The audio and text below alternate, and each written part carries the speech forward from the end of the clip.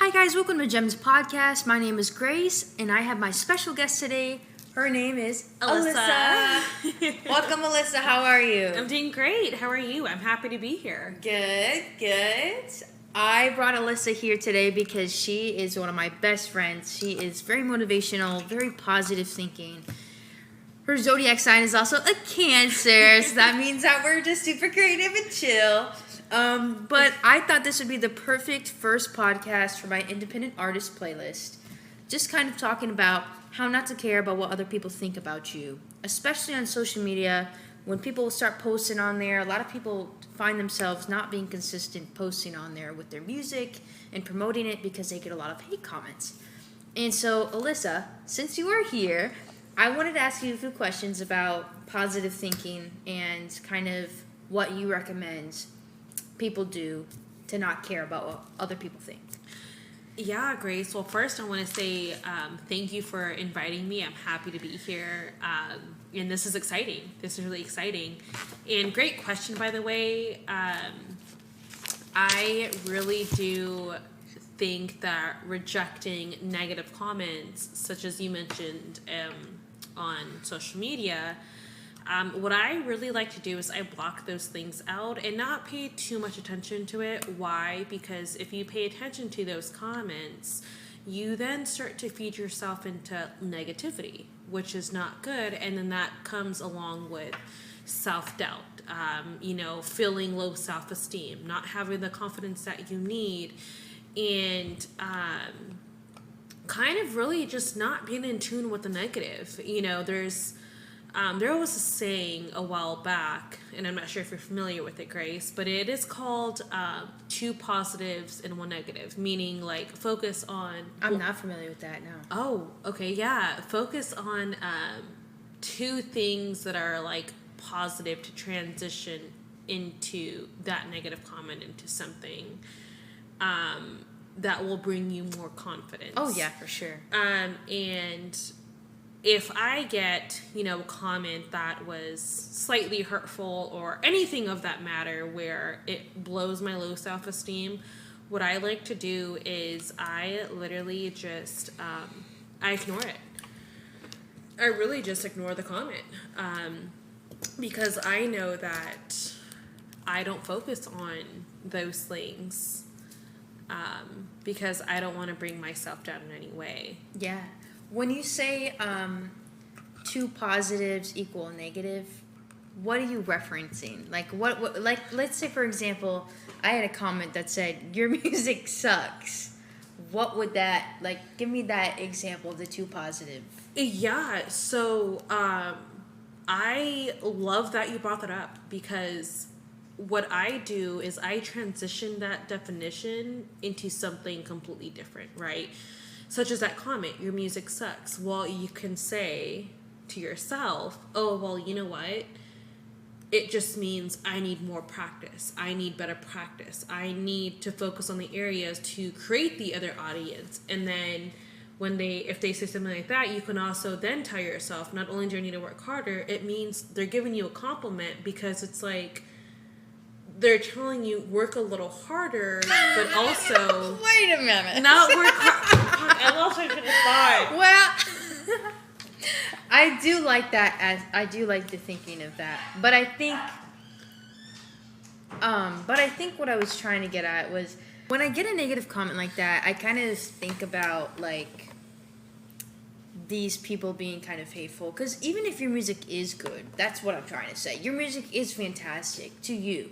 And even if your music does sound like crap to other people, as long as you're happy with it, I feel like it doesn't suck. Because I feel like art and music is something that can't necessarily suck, especially if the person that made it is content with it. You know what I mean? So, like, running with that, then what would you say? Like, right. I feel like everybody is definitely entitled to their own opinion. You know what I mean? Like, I am not a big fan of Kanye West. Everybody else seems to be. He is not in my music genre. And I think it's different strokes for different folks. You have to catch your audience of who you want to catch, The audience who made that comment it was probably somebody who listens to 100%, rap. You yeah. know what I mean? And they listen to your music, and it's like, well, this is not what I listen to. And it's, you know, like, it's just comments like that it's like they really don't know the taste in music, nor do they have the background of the things that, you know what I mean? Like, the music is, people have different tastes. 100%. Just like styles. I 100% agree with you. And I think that's also something to keep in the back of your mind of not really caring is, you know, while this person might have other interests, like you said, with other type of artists and may not be a big fan of yours, and that's totally okay because that's one person out of the sea. There's millions and millions of people out there that would be listening. And honestly, sometimes what I think about is the fact that people are watching my videos, listening to my music. It's getting somewhere. Whatever I'm doing, it's at least reaching an audience. Do I need to change my hashtags to something else? Is there something else that I need to be doing with my thumbnail? What is it that I'm doing differently to kind of get these people coming in? Obviously, that's something positive to kind of think about, for sure. Right. And these are the types of questions that you want to ask yourself to then be like, okay, I can go ahead and switch to a different algorithm to then catch the audience that you need. Yeah. You know what I mean? Oh, yeah.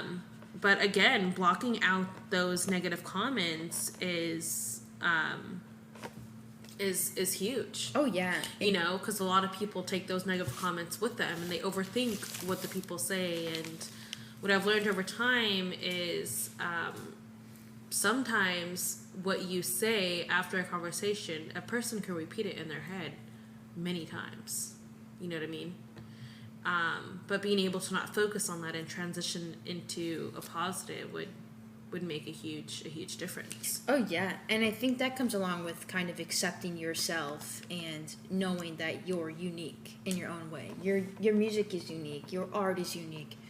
What you do, yourself as an individual, anything in life, you are unique. The way that you look. Everything about you is unique. And that's the most important thing to always remember, I feel like. Because there are people out there that are very judgmental. Being unique is just something that everyone is, and it's something that you shouldn't care, like I said, what other people think, because you're unique. I think that's really big in the fact that people compare themselves to other people, and that's something where it kind of draws a line. It's because how can you compare yourself to someone else that's completely different than you? You know what I mean? With like music and, you know, aesthetics and everything else, the way that you talk, the way that you eat, the way that you know, do your art forms. Everything is different. I feel like a lot of people get caught up in comparing themselves to others because of that. My number one favorite so far is rejection therapy. Alyssa, do you know what rejection therapy is? No, I actually don't, Grace. Tell me more about it. Yeah. So rejection therapy, if you look up the definition, it actually pops up as a game. And I will post a link down below. And it is essentially a game where you pull these cards, and it's also online, but it's rejection from a stranger at least once a day. And when you look it up, the first rejection is asking a stranger for $100, which is pretty nerve-wracking for a lot of people, especially after 2020 when a lot of people, being in isolation, don't talk to each other, especially with social media and TikTok. There's so many distractions that I agree that we don't talk to each other a lot. Right, yeah. And so, yeah, I think this is just the best way to be able to give yourself that is the rejection therapy game. It also helps with what to say under pressure, and it opens up a lot of opportunities for you because once you get past that rejection therapy, 100 days, you should be able to just do what you want to do, not care. Have your vlog out, do whatever in public without caring about what other people think. And I think that is just so important because I feel like a lot of people lose their creativiness and lose their brands, lose what they want to build with their business because they're scared of rejection of other people. And that's a true thing. People don't want to post on social media. For the longest time, I didn't want to post on TikTok because I thought it was dumb. At the time, I didn't realize TikTok was such a big opportunity for me in my music. There's so many sounds that go viral on there.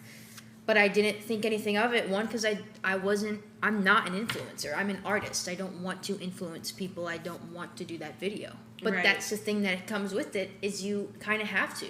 Right. You kind of have to play that role. And you kind of have to be rejected. I get plenty of hate comments all the time. And sometimes it's not even about my music. And it's just random things. Mm-hmm. But you have to stay, again, kind of affirmations and staying positive and not really kind of avoiding those and not really paying much attention to it, and paying more attention to the positive comments that you come across. Mm-hmm. I completely agree. I think rejecting therapy is great. I think a lot of people should do that to help get normal to rejection. Know that somebody is gonna say no. You know what I mean? Like, being able to have somebody saying no to you is a way to cope with rejection and a way to navigate rejection, because I don't think us as human beings, we don't like to be rejected, whether it's a relationship, whether it's a job, whether it's anything. We fear rejection, and that's why a lot of us don't get out of our comfort zones, is because we fear of rejection. And retail rejecting and I think rejection therapy would help out a lot for a lot of people who are 100%, struggling with it. That was great. That was a great topic. No, yeah. Another great thing that I enjoy, kind of going back to the positive thoughts, is I always ask myself, how would I be if I was a stranger? Because I feel like a lot of the times, even going on stage, even going outside, wearing bright colors, anything, yeah, part of caring about what other people think is kind of, I guess, lying to yourself and trying to think of what other people are thinking of you. And I think that's why I kind of put myself in that position of the stranger, is if I was a stranger and I was looking at this person on stage, how would I be? How would I be thinking of the stranger? I wouldn't obviously be saying, oh, they sound like shit, like, pardon my French, but I would be saying something like, oh, like, they sound great, or wow, this is very unique music, because I feel like I come across as a very positive person, and that's how I want to come across, and that's how I would perceive them. So you never know. There will be people that may be coming across negative to you, but there are a lot of people that will support you and that don't think like that. They don't think negatively like that. There are a lot of people out there that want to support you just because of you. And even though there are quite a bit of hateful people out there, there is a lot more positive people that are willing to, listen to you and listen to what you want to do and everything. Yeah, I completely agree with you. I literally completely agree with you, 100%. I think a lot of people need to take those key takeaways and, transition into positive topic. Yeah.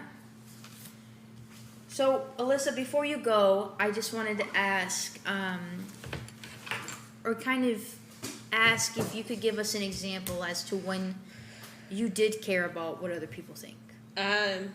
Yeah, absolutely. So, a time when I did was I was posting on social media, and this was maybe about 2-3 years ago, and I had just recently got my hair done. I got a balayage, and I had uploaded a photo on social media, and there was a really rude comment that I got from somebody that I went to middle school with, and he then took my photo and posted it on Twitter, and he then said I had a lot of flaky stuff in my hair. Now, I never met this kid, never had any type of interaction with this kid. It was just somebody that I didn't know, but apparently they knew me. For what the reasons are of them not liking me, I don't know what it was. But the way I handled that was, I said that this was harassment, and I said it was cyberbullying. And if you don't take that photo down, I will see you in court. And sure enough, this person took the photo down because, you know, sometimes you have to stand your ground and hold your place, because a lot of people forget that there's boundaries and forget that there's laws, regulations, and policies. And as much as I hate bringing the law into it, but it's those are facts. You know what I mean? Like, if you're going to be bullying somebody on social media, it's cyberbully. I fucking lost my train of thought.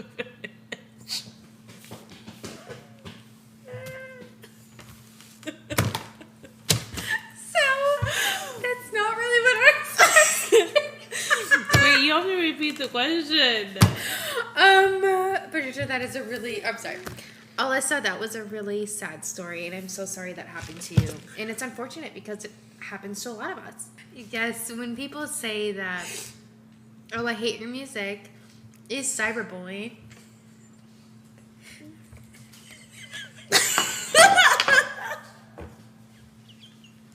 I don't think I'd be able to take them to court. Alyssa, that was such a sad story, and I'm so sorry that happened to you.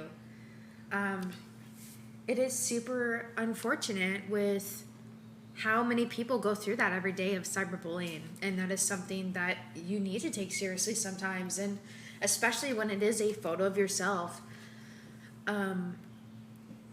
I also wanted to just kind of ask you, you know, it's unfortunate. I wish that we could take people to court on saying, you know, I hate your music, or, you know, I hate the way that you look, but you necessarily can't really do that, even though it is cyberbullying.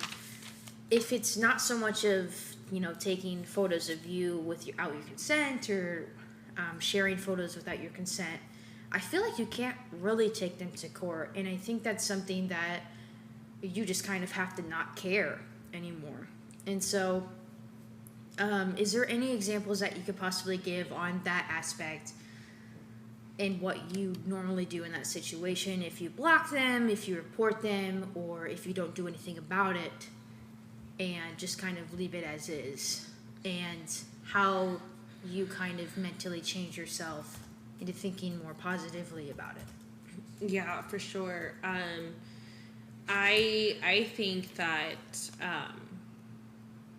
you know, I feel like there's going to be comments like that, whether it's music, whether it's your style, whether it's your taste, simply just as what you're wearing or how you do your makeup, whether it's more or less. I feel like we are going to get judged no matter what we do. Even if we find what we love, what we do, we're still going to get criticized for anything. Yeah. And it's being able to adapt to those people who are having those negative comments, who are really just not happy within themselves, and they want to bring others around them down. Yeah. And it's really just taking that comment and really just shoving it in the back door. You know what I mean? Seriously, yeah. Like, just, it's in one end ear and out the other. And a lot of people, some people take it as, that means I need work to do. It means I need to focus on this, need to focus on that. And, you know, the comment had nothing to do with, hey, your voice is horrible, or hey, you can't sing, or you can't rap. You know, the comment never said anything like that. It's more just, I'm not a fan of your music, which means there is potential there. Yeah. You have potential. It's finding your own music. You know what I mean? Oh, yeah. I think also a thing that helps me a lot is realizing that, you know, if it has nothing to do with the music, if it is maybe it is, and it's something so horrendously like, oh, like, I'd rather listen to this off or something like that. A lot of the times I just see myself kind of looking at that person's profile and just being like, you know what, there's definitely something going on with their life that they feel the need to do that and say that about mine, to sort of make them feel better, either about them not, you know, doing something with their life that may be wrong, that they're not feeling satisfied with, and kind of taking it out on me. And I started to kind of look at these comments that are rude, rude. I mean, we're gonna get them all the time. Even if you're the best artist in the world, I know for a fact I am not the best artist in the world, but to some of my fans, there are songs that I can't delete because it's saved them. They listen to it on the daily. It's something that I can't. It's something that's helped someone. You know what I mean? Like, there are songs I definitely would like to delete, but it's because it helps someone. I don't want to fucking delete it. And you never know, like, the meaning behind anything. Kind of end this conversation about how not to care about other people think. I think we should also talk about death. And why I want to talk about death and why I think it's important. And actually, one of the main reasons why I started doing my music and started doing something that I enjoy doing is because of working in the healthcare field and witnessing death all around.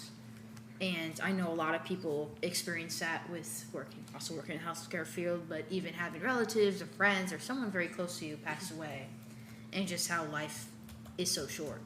And, you can die any day, and that's something that I have to say to myself all the time, even getting up, like, if I got legs that it's working, if I got arms that are working, I want to keep doing it. If I got the voice, I want to keep doing that. If it's something that I enjoy, I only have one life to live, so, fuck it. I completely agree. I think that we cannot look at the people who are criticizing and saying these rude comments and know that at the end of the day, regardless, you are going to do what you need to do that makes you happy. Yeah. You know what I mean? Like, do the things that you need to do that's gonna fulfill your dreams. Because no matter if you are a singer, a writer, an artist, an actor, no matter what it is that you do, there is going to be criticism. And a lot of people forget that in reality that it's like, Yeah. You know what I mean? Yeah, if someone works at a grocery store making minimum wage, right? But they're living their fucking life. Yeah. Who cares? If they're happy and content, and if they are truly being, genuine with what they want to do and how they want to live life, so be it. I'm not going to be the one to judge you. You know what I mean? And there are so many people out there that won't. But there are also many people that will. And that's just something that you have to remember is if they acknowledge the fact that you're happy and content but still choose to judge you, there's definitely something wrong with them. And that has nothing to do with you. I completely agree. That is very true. That is very, very true. Yeah. Well, guys, stay tuned for the next podcast with Alyssa and I. But I hope y'all enjoyed this one. It's been a pleasure working with you, Alyssa, today. And yeah. Thank you for having me. You're always so positive and motivational. And you guys make sure to check out her podcast coming up. That's Mindfulness great. Podcast. Yes. We're working on the name still, but we'll link it down below with her socials as well. But you guys have a wonderful rest of your day and don't care about what other people think. I agree. Woo!